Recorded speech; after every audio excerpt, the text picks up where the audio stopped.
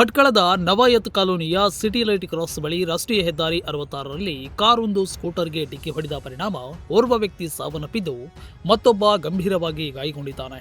ಮೃತ ವ್ಯಕ್ತಿಯನ್ನ ಶಿರೂರು ನಿವಾಸಿ ತೌಸಿಫ್ ಎಂದು ಗುರುತಿಸಲಾಗಿದ್ದು ಭಟ್ಕಳದ ಆಜಾದನಗರದಲ್ಲಿ ವಾಸಿಸುತ್ತಿದ್ದರು. ಗಾಯಾಳುವನ್ನ ಭಟ್ಕಳದ ಮದೀನಾ ಕಾಲೋನಿಯ ನಿವಾಸಿ ಸೈಯದ್ ಉಮರ್ ರಶಾದ್ ಶೇಖ್ ಎಂದು ಗುರುತಿಸಲಾಗಿದೆ.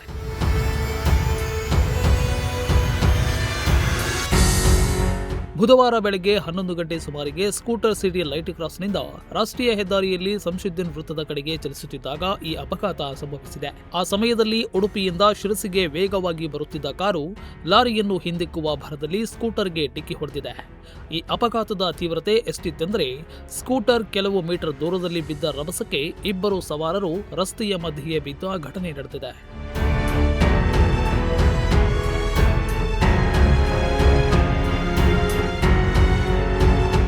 ಅಪಘಾತದ ನಂತರ ಸ್ಥಳೀಯ ನಿವಾಸಿಗಳು ಗಾಯಾಳುಗಳನ್ನ ಭಟ್ಕಳದ ಸರ್ಕಾರಿ ಆಸ್ಪತ್ರೆಗೆ ಸ್ಥಳಾಂತರಿಸಿದ್ದಾರೆ.